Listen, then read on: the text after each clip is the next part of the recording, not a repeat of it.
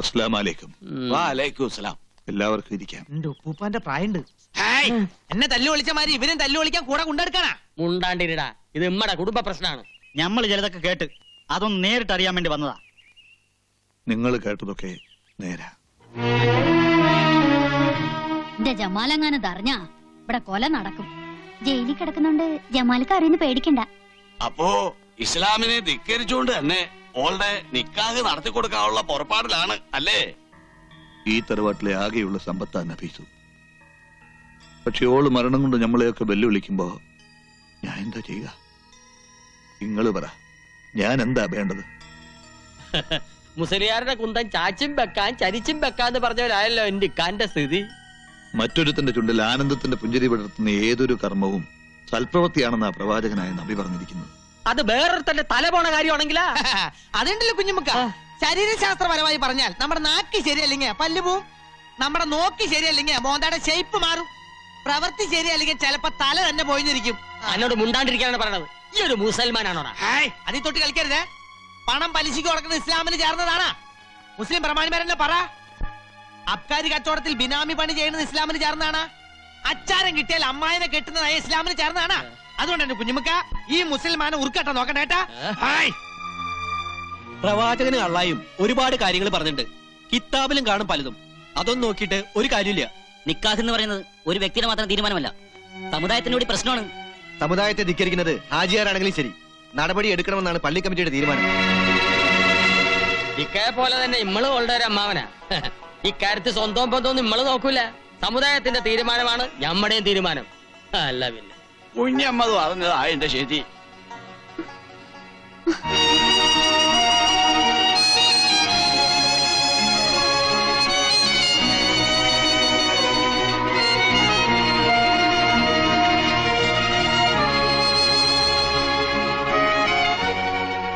മതത്തെയും ആചാരത്തെയും എതിർക്കുന്നതല്ല, എതിർത്താൽ ഈ തറവാട്ടിലൊരു ദുരന്തം.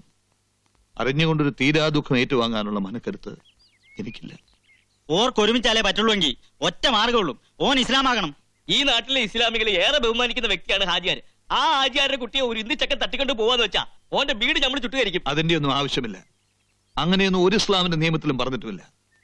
എന്ത് ചെയ്യണമെന്ന് നമുക്ക് ഒന്നുകൂടി ആലോചിക്കാം. ആലോചിക്കാനൊന്നുമില്ല. ഇസ്ലാമാവണമെന്ന് പറയുമ്പോ തന്നെ ഓൻ ഈ ബന്ധം വിട്ട് വേറെ പെണ്ണിനെ നോക്കുള്ളൂ. അടയും ചക്കരയും പോലെ അല്ലേ? ഒന്നിച്ചേ പറ്റുള്ളൂ എന്നുണ്ടെങ്കിൽ ഓൻ മതം മാറി നമ്മടെ ജാതി ചേരട്ടെ. ഞാൻ റെഡി.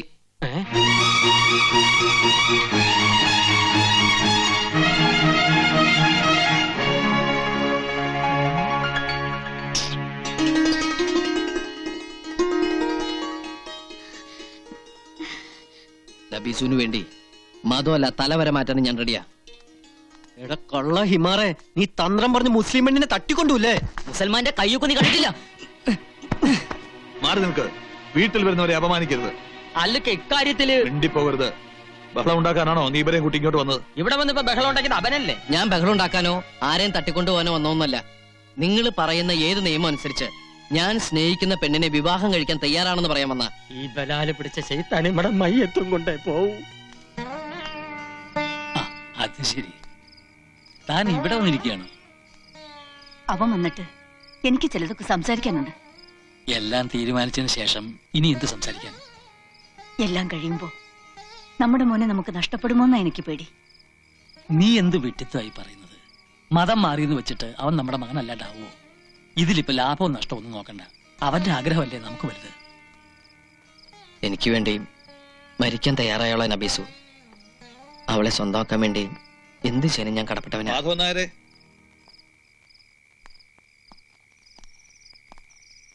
അല്ല, അകത്തേക്ക് ഇരിക്കാം. വേണ്ട, മതം മാറാൻ കണ്ണൻ സമ്മതിച്ചു. പക്ഷേ അത് വാശിക്കോ ആവേശം കൊണ്ടുള്ള ഒരു തീരുമാനമാവരുത്. അതുകൊണ്ടാ അച്ഛന്റെ അമ്മയുടെ സമ്മതം കൂടി അറിയാൻ ഞങ്ങൾ വന്നത്. ആകെ കൂടി ഇതൊന്നേ ബാക്കിയുള്ളൂ. അവന്റെ സന്തോഷ ഞങ്ങൾക്ക് വലുത്. സത്യം പറഞ്ഞ വലിയ മനസ്സാ മാഷ ഇങ്ങടേത്. നിങ്ങളുടെ മോനായി ജനിച്ച കണ്ണൻ ഭാഗ്യവാനാ. എല്ലാവർക്കും സമ്മതമായ സ്ഥിതിക്ക് കണ്ണൻ നാളെ തന്നെ പൊന്നാനിക്ക് പോട്ടെ. തങ്ങൾക്കുള്ള ഒരു കത്തും ഞാൻ തരാം. കൂട്ടിന് മൂസൂട്ടി ഉണ്ടാവും.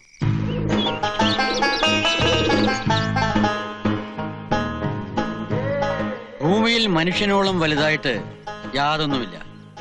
മനുഷ്യനിലോ മനസ്സാണ് ഏറ്റവും വലുത്. ഒരു മതത്തെ നാം മനസ്സുകൊണ്ട് സ്വീകരിക്കുമ്പോൾ അതിന്റെ മഹത്വം എന്താണെന്ന് സ്വയം അറിഞ്ഞിരിക്കണം. ഓരോ മതത്തിനും അതിൻ്റെതായ മഹത്വങ്ങളുണ്ട്. ഇസ്ലാം മതം എന്താണെന്ന് അറിയോ? ഇല്ല. പിന്നെന്തിനാ ഇസ്ലാം ആകാൻ ആഗ്രഹിക്കുന്നത്? എനിക്ക് നബീസുവിനെ വിവാഹം ചെയ്യണം. അപ്പോ ഒരു കാര്യസാധ്യത്തിന് വേണ്ടിയുള്ള മതം മാറ്റം അല്ലേ? എന്താണെന്നും വേണ്ടാത്തത്? ലാ ഇക്രാഹ ഫിദ്ദീൻ.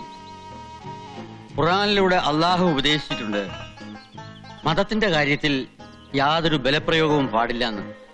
മതം മാറ്റം കൊള്ളാം, അതിനു മുമ്പ് മതത്തെ പഠിക്കണം, അതിന്റെ തത്വസംഹിതകൾ അറിഞ്ഞിരിക്കണം.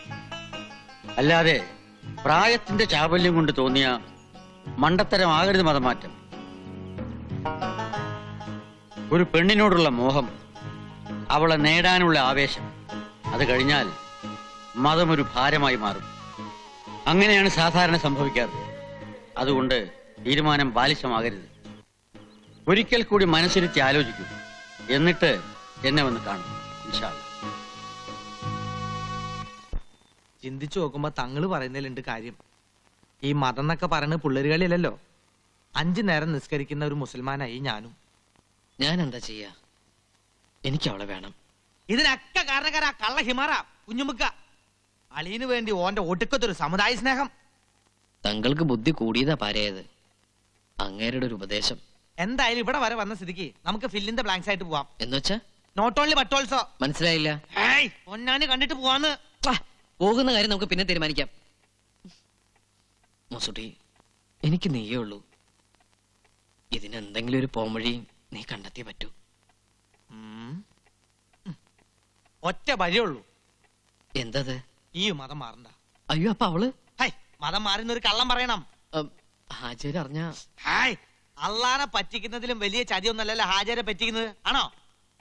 അതല്ല, ഇതിലും വലിയ കള്ളങ്ങളൊക്കെ നാട്ടിൽ നടക്കാറില്ല എന്റെ കണ്ണാ. തൽക്കാലം പിടിച്ച് കള്ള വിദ്യകളൊക്കെ നമ്മള് പറഞ്ഞുതരാം. എന്നാലും ഒരു കാര്യത്തിൽ ഈ കെണിയോ? അതെ, ഫസ്റ്റ് നൈറ്റില്. അയ്യോ, ഫസ്റ്റ് നൈറ്റിലോ? അതെന്താ? അംഗവൈകല്യം. അംഗവൈകല്യോ? അല്ല, ഈ മുസ്ലിംസിന്റെ ഇതില്. അല്ല, പേടിക്കണ്ട, ആശുപത്രിയിൽ മിഷീൻ കട്ടിങ് ഉണ്ട്. അയ്യോ, അംഗവൈകല്യം വേണ്ട. മെഷീന് വല്ല കയ്യബത്തോ പറ്റിയാ. ഇങ്ങോട്ട് വന്നേ. നിനക്ക് നബീസിനോടുള്ള സ്നേഹം കണ്ടിട്ടാ ഞാൻ ഇതിനൊക്കെ കൂട്ടിക്കുന്നത്. ഈ അത് കൊളാക്കരുത്. ആ കാര്യം ഞാൻ ഏറ്റു. ഇത് കൊളാക്കണതാ. ഡ്രൈവർ ട്രൗസർ ഞാൻ ഇട്ടുണ്ട്. ട്രൗസർ അല്ല, ഡ്രൈവർ.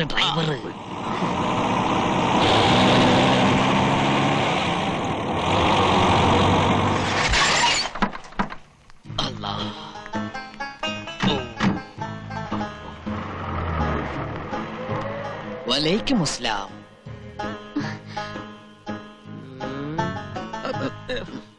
തുടക്കം തന്നെ പഴച്ചു. അസ്സലാമു അലൈക്കും. അസ്സലാമു അലൈക്കും. വഅലൈക്കും അസ്സലാം. യാത്രയൊക്കെ സുഖമായിരുന്നോ? ഇൻഷാ അല്ലാഹ്.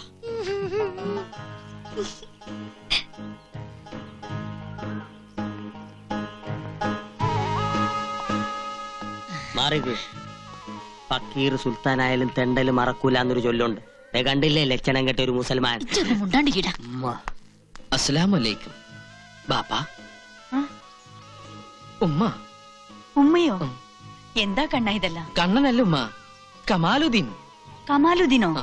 പേരും മാറ്റിയോ? വേണമെങ്കിൽ ഞാൻ തലവരെ മാറ്റും. നമ്മുടെ മോൾക്ക് വേണ്ടി ഇങ്ങനെയൊരു സാഹസത്തിന് ഈ പയ്യൻ തയ്യാറായല്ലോ. എല്ലാം അറിയുന്നവനാണ് അള്ളാഹു. ഓൻ എന്നെ അനുഗ്രഹിക്കും. ഇന്നാ ലില്ലാഹി വ ഇന്നാ ഇലൈഹി റാജിഊൻ. ഓ മൈ ഗോഡ്, മറന്നു. ഇക്കായിക്ക് അറിയില്ല, തറബാട്ടി കയറ്റിയ പൊര പൊളിച്ച് പന്തല് പണിയണേനമാ ഇതൊക്കെ. വേണ്ടാത്ത വർത്തമാനം പറയാതെ.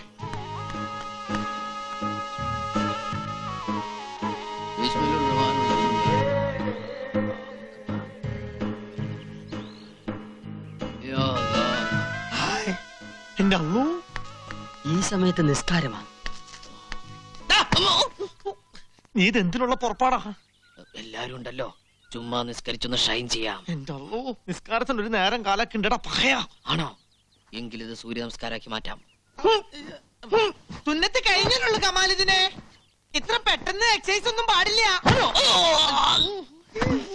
കുഞ്ഞുമാമതേ ആ ഇനിയിപ്പൊ നിക്കാഹിനുള്ള തീയതി അങ്ങ് നിശ്ചയിക്കാം. എന്താ മാധവൻ നായരെ?